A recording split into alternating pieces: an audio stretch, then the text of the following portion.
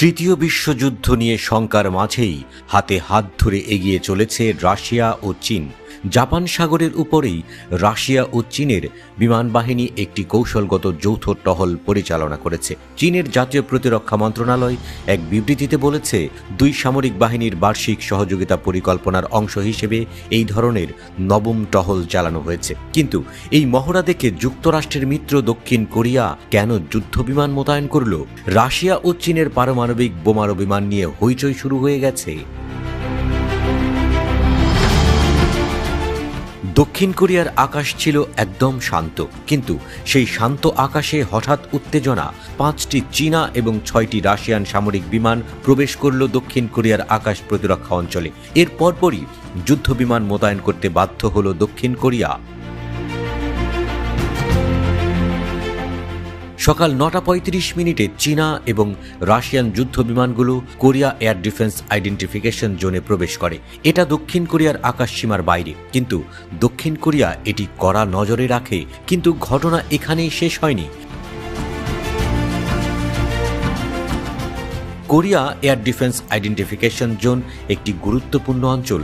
এখানে দক্ষিণ কোরিয়া আকাশপথ নিয়ন্ত্রণ করে। আন্তর্জাতিকভাবে এটি নির্ধারিত নয়, কিন্তু দক্ষিণ কোরিয়ার জন্য এটা কৌশলগত। যেহেতু এই বিমানগুলো আকাশ সীমায় প্রবেশ করেনি, তারপরও তারা প্রতিরক্ষা প্রস্তুতি নিয়েছে। চীনের প্রতিরক্ষা মন্ত্রণালয় এই ফ্লাইটগুলিকে তাদের নবম যৌথ কৌশলগত টহল হিসেবে অভিহিত করেছে। এটি একটি বার্ষিক সামরিক মহড়া যা রাশিয়া ও চীনের মধ্যে সহযোগিতা বাড়ানোর উদ্দেশ্যে করা হয়। চীন ও রাশিয়া দুই বৃহত্তম সামরিক শক্তি। গত কয়েক বছর ধরে তারা তাদের প্রতিরক্ষা সম্পর্ক শক্তিশালী করেছে। 2022 সালে রাশিয়ার ইউক্রেন আক্রমণের পর এই সম্পর্ক আরও গভীর হয়েছে। উভয়ই উত্তর কোরিয়ার ঐতিহ্যবাহী মিত্রর বিপরীতে দক্ষিণ কোরিয়ার চিরশত্রু। উত্তর কোরিয়া দ্রুত তার পারমাণবিক ও ক্ষেপণাস্ত্র কর্মসূচি বাড়িয়ে চলেছে। চীন ও রাশিয়ার এই যৌথ সামরিক মহড়ার পটভূমিতে দক্ষিণ কোরিয়া উদ্বিগ্ন। সিউলের দাবি, দক্ষিণ কোরিয়া, আমেরিকা এবং জাপান এই অঞ্চলের স্থিতিশীলতা বজায় রাখতে একযোগে কাজ করছে। তবে চীন ও রাশিয়ার এই সামরিক উপস্থিতি তাদের জন্য বড় একটি উদ্বেগের বিষয়। চীনা এবং রাশিয়ান বিমানগুলো একসাথে উড়েছিল দক্ষিণ কোরিয়ার ছোট ডোকডো দ্বীপের দিকে।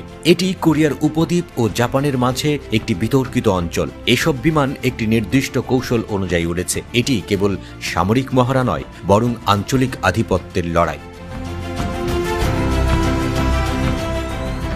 তবে দক্ষিণ কোরিয়া বলেছে তাদের আকাশসীমায় কোনো লঙ্ঘন হয়নি, কিন্তু সিউলকে সতর্ক করতে হয়েছে, কারণ চীন ও রাশিয়ার যৌথ মহড়া এভাবে চলতে থাকলে কৌশলগত উত্তেজনা আরও বাড়বে।